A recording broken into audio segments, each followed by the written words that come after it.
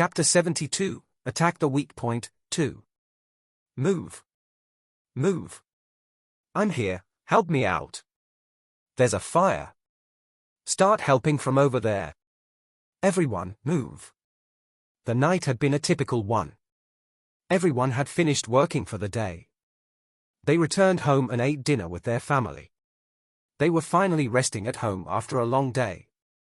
It was just another ordinary night in Cremo City.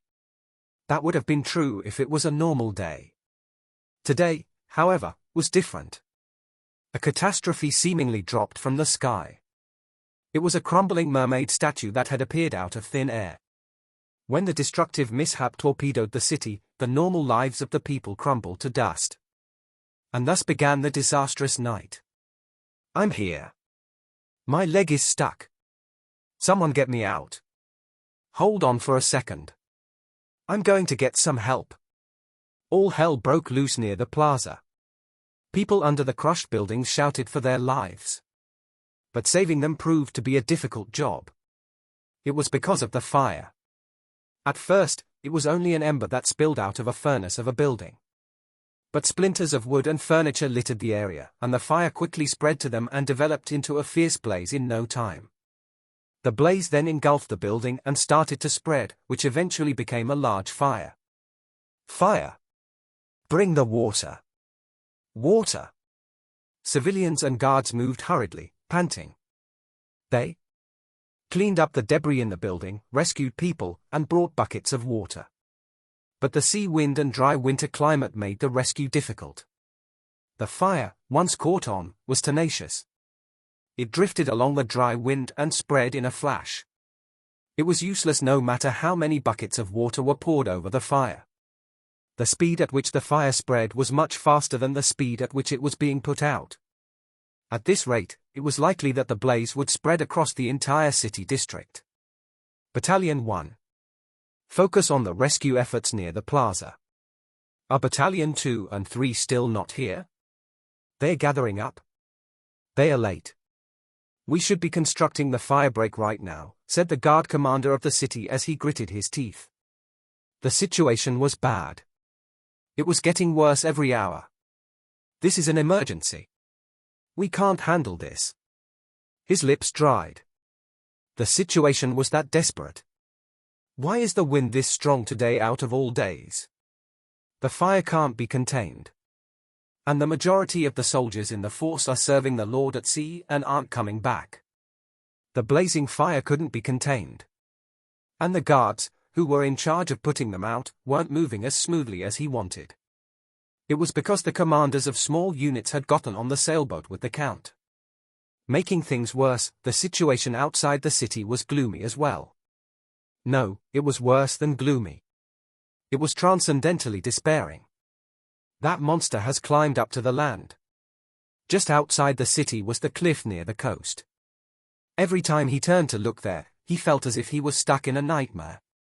The 295-foot monster could be vaguely seen, and it was going berserk under the moonlit night sky. It was the Gigatitan. Grrrr! The growl, low and threatening as if it was scratching the ground, blared clearly even from where he stood. It tapped his eardrums as if it was rushing in his direction. If that monster gets here, we're done for. He could ascertain it. The city was already in chaos due to the fire. And if the Gigatitan came here and wreaked havoc once again, the damage would be tremendous. The guards and the Count's army could sacrifice their lives to protect the city, but that might not be enough. And yet, there's no news from the Lord. Who knows if the monster has gotten the better of him already? The fate of my city. Is this how it falls tonight? A shadow of despair hung over his heart. With a serious gaze, he looked at the city district. He stared at the spreading fire that started from the plaza and moved into the city district. And so, he was able to see it. He saw the blaze of fire expanding. He saw the night sky glowing red. A giant pinkish water balloon shot down from the sky. Hamang! Leap! Hamang shouted and opened his mouth wide at the same time. More than 26,000 gallons of seawater gushed out of him. FWSHHHH. The seawater splashed against the air resistance across the sky, and split into hundreds and millions of droplets.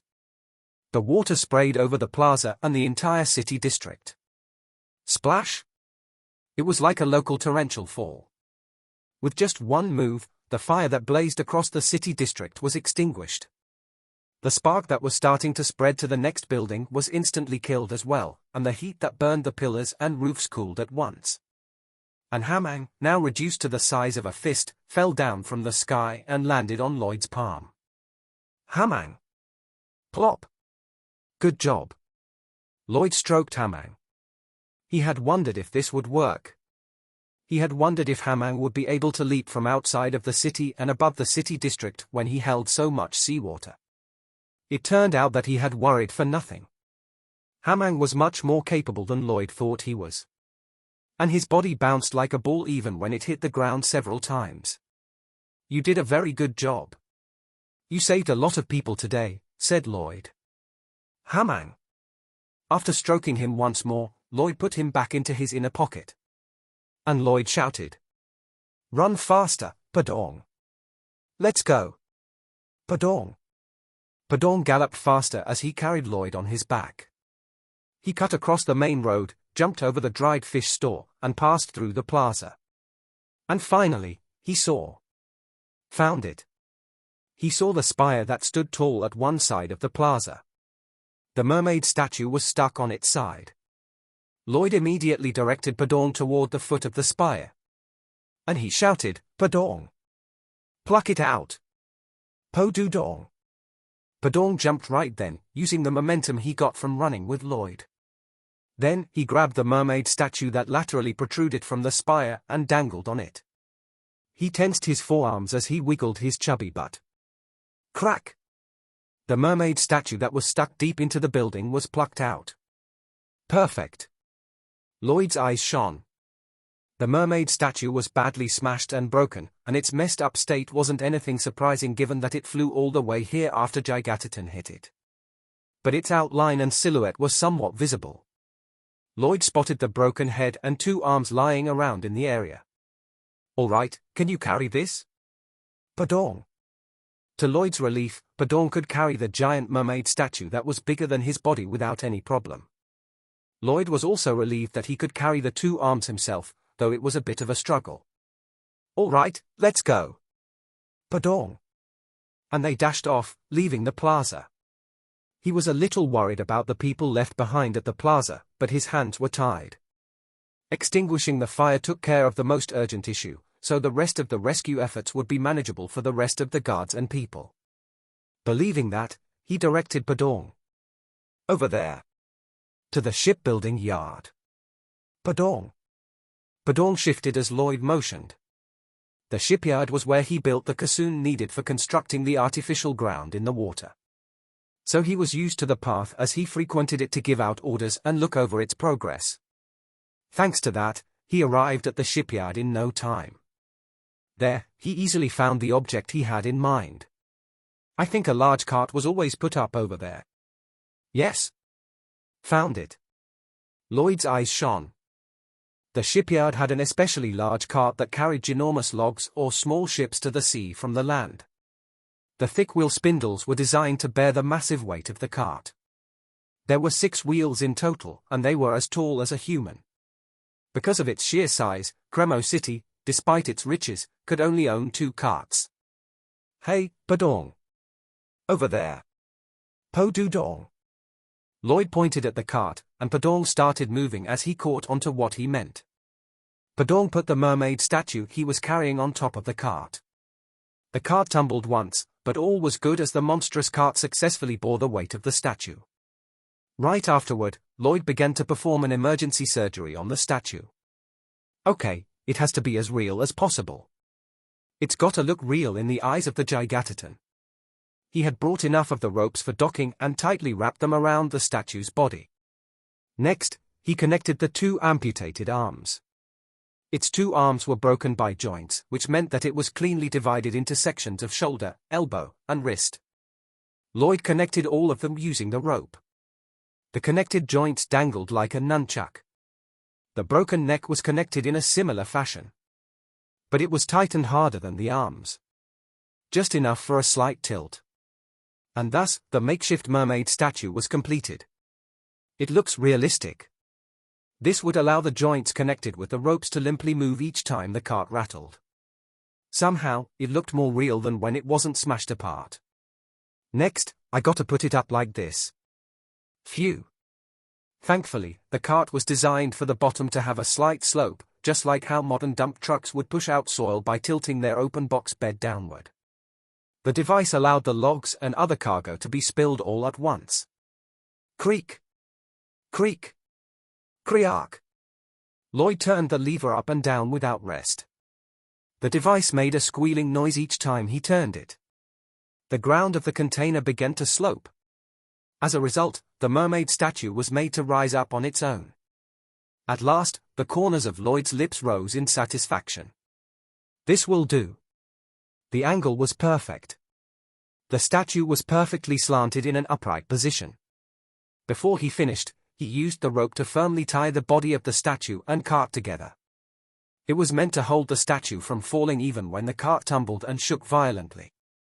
With that, everything was good to go. Since the rope can withstand ships weighing hundreds of tons, this should be enough. Confident in himself, Lloyd tied the rest of the rope around Padong's waist, which was loosely connected to the cart. Hey, Padong. Padong? Ready to run? Padong. Padong's dark eyes were filled with determination. Let's go then. Off we go. Slap. Lloyd tapped Padong in the back. His chubby body pushed forward with explosive determination. The ginormous cart got dragged by Padong's dominating power. Rumble. At first, it was slow. But things started to speed up. After some more acceleration, his speed explosively revved up. Let's go. Padong. Rattle. Rattle. Rattle. Dirt flew in the sky each time Padong kicked the ground. The cart raced amid the violent storm of dirt. He ran out of the shipyard, and it didn't take much time for him to leave the city. Padong zoomed toward the cliff in the west, where the Gigataton was at. To the front. Padong. He hurtled toward the Gigataton's face. The cart let out a strange noise as it dragged behind Padong on the rocky ground. Thump. Thump. Thud. Rattle. Thump. The road wasn't paved. It was rocky and rough. The cart noisily raced forward like a bumper car. It rattled and clattered and trembled as it moved. The mermaid statue violently rattled with it. Rattle. Rattle. The neck of the statue cocked up and down restlessly. Its two arms flailed like it was doing a body wave. The loud clattering noise prompted the Gigataton to shift its gaze toward this side. And there, it caught sight of what was going on. It saw the mermaid, its nemesis and archenemy. It saw the intimidating mermaid that was unusually large. The mermaid was rushing toward it, fantastically hula dancing at a fast beat. Grrrr! The Gigataton shifted immediately. It instantly forgot the enemy it was trying to kill, Javier. That dancing machine mermaid charging toward it was recognized as a bigger threat. The monster reacted like a child rushing to get their hands on a free balloon from a store event or an unemployed person rushing to get a discounted meal combo. It bolted in the direction of the incoming cart, roaring out a ferocious growl. And it wielded its giant, club-shaped forearm. Swoosh! Turn! Lloyd shouted as he pulled Padong's right ear. Understanding his instruction, Padong instantly turned to the right. The cart that connected to him with several layers of ropes was turned to the right as well. Boom! A blaring noise rang aloud like a bomb was exploding nearby. Lloyd almost felt the ground shaking. The area was wiped out by one stroke of the Gigataton. But Padong didn't care as he continued to gallop. Lloyd was the same on his back. I'm so glad that I asked Javier to teach me how to ride horses. He had learned how to ride the horse on the way to this city. He was able to remain on Padong's back even when he galloped off like a wild horse. But it was too early for Lloyd to be relieved. Faster! Padong! Slam! Crash! The powerful mermaid statue was doing an impressive hip-hop dance. The sight caused the Gigataton to pounce on it. Each time it did, Lloyd's heart raced as though he was walking on a burning tightrope. A little faster. Run. And Javier, hey! Get on with it. Lloyd's shout became hurried. He had succeeded in drawing the attention of the Gigataton. And so, it was time for Javier to kill it. This is exactly the reason why I didn't want to play this role. Lloyd just wanted to pay off his family's debt. That was why he worked so hard every day. Today as well he had planned to stay quietly hidden all day. But it was beyond him how he ended up in such a risky position. Lloyd blamed his destiny as he let out a sigh that just came out. It's all because of you and your hero syndrome, Javier.